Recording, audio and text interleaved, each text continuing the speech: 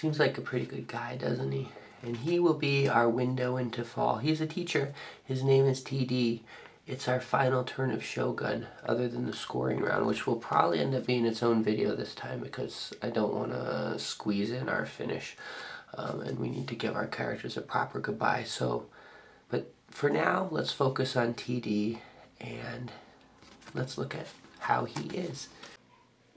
Teacher, whale swimmer, bird watcher, car driver, parker, historian, optimist, family man, smiler, friendlier, flexibler, curiouser, TD. Before we choose actions for TD and the gang, let's take a look at our turn order track, our action track, and the events. So first let's start with the turn order track. So it's all set up here. I have a feeling that bidding is going to be a bigger part of this turn, so long as people have enough money to do so. Reason why is turn order is going to be more important, not so much because of the special abilities, however. So here, whoever attacks first on Saruga is going to have the disadvantage. So I could see Kat and Betty Crocker vying for the end spot, which also helps with attacking. So this is going to be a very special card for them.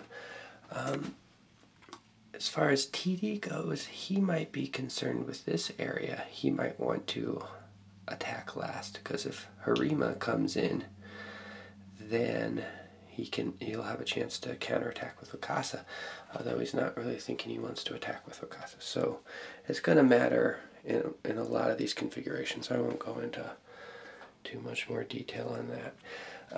The action track looks a little different than we've had. Rather than having the attacks all clumped together and the procurements all clumped together, we have an attack right at the beginning, which is fun for me because this is our last turn of the game, sort of our climax turn. Not that the video is going to be any more exciting, but it feels more exciting playing it. So it starts off with this big A-bang there. A-bang. And that is going to be fun. Then a reinforcement right after that, a couple of bookkeeping stuff, and then who knows where attack B is. Alright, and then on to our special events. So the 50-50 nature still remains that we have for either winter is going to be rough or winter is going to be easy. Right now, TD has enough rice to feed all of his provinces. If the winter is rough, however, he's not going to have enough.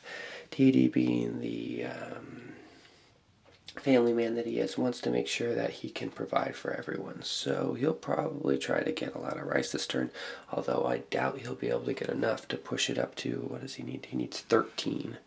So that's really tough to get. He'll need to win this card and have a 5 producing rice province in his rice spot. We'll see what it is. Alright, our actions have been all programmed in for everyone, including Mr. TD. So let's take a look at what he decided. Easiest choice was Tamba. He knows he wants to attack there to try and get something. He could either try for the big bang and get extra points by going here, or he could get, an easy point by going into Setsu. He'll decide that when the time comes. It's attack B, so it's not going to be the first attack. He, in fact, is doing nothing in the first attack. He doesn't have a lot of other choices. I guess he could attack from Etchu, but he ended up needing to tax Etchu because Etchu had a lot of money and he needs money to do a couple of other things he's interested in this turn. Money comes early, which is good, but not early enough to pay for this. So since he only has 3, he really wanted to bid high and get the rice because he's really worried about rice, especially since his highest rice is 4. He was unable to bid anything because he really needs to reinforce Noto right up here. He's worried about his palace up there. He doesn't want to lose it to Kaga. Alright, so let's look what else. He's building a palace in Mutsu to kind of cement his palace majority in the olive green region. And he's also building a no theater in Omi right here. he doesn't think Omi is in too big of danger from Fries. Fries has a lot of juicier targets, though if Fries wants the safe thing, he would go into Omi. Building the no theater there will give him a majority in this region, which is good for him. His other reinforcement is in Wakasa, right up here, which he's just kind of trying to keep that from Fries.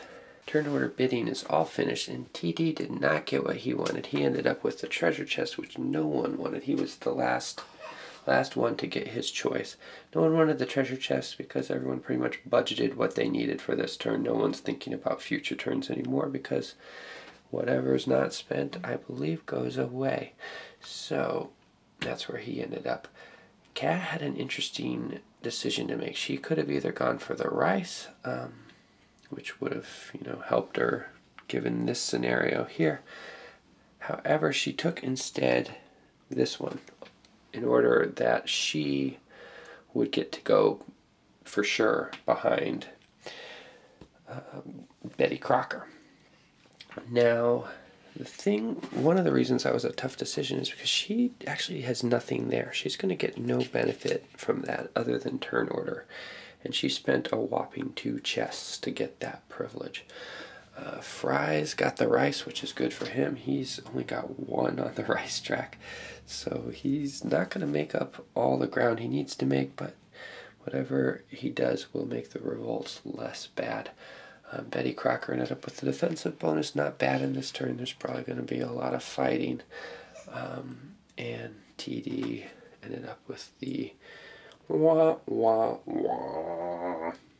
We're in attack phase A, and I got a little excited. I went ahead and I did an attack on TD without filming it because I was just kind of playing. I'll just reconstruct what happened. So Betty Crocker attacked Akai from Bingo, and Kat ended up getting a lot of blue cubes out of it. Akai only had 1, Bingo had 3. Akai won out. Now, after that, she attacked Noto from Kaga, which was kind of it seemed good for her. Noto came out with more cubes as well, I think partially because she used some of those cubes up. And that's what happened. I'm sorry you didn't get to witness the suspense of using the cube tower. It was a pretty exciting moment. Big win for TD. This time I'll get it right. It's Noodle's big attack from Ichigo against Echu. And you'll get to witness every cube clanking, cube clicking, cube rattling moment.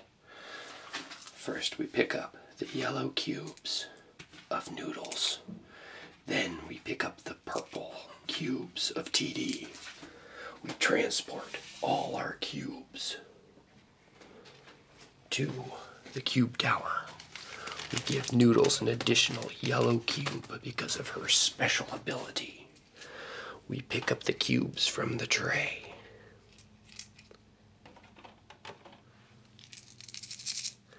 And we drop them into the cube tower. Ooh. And then we count.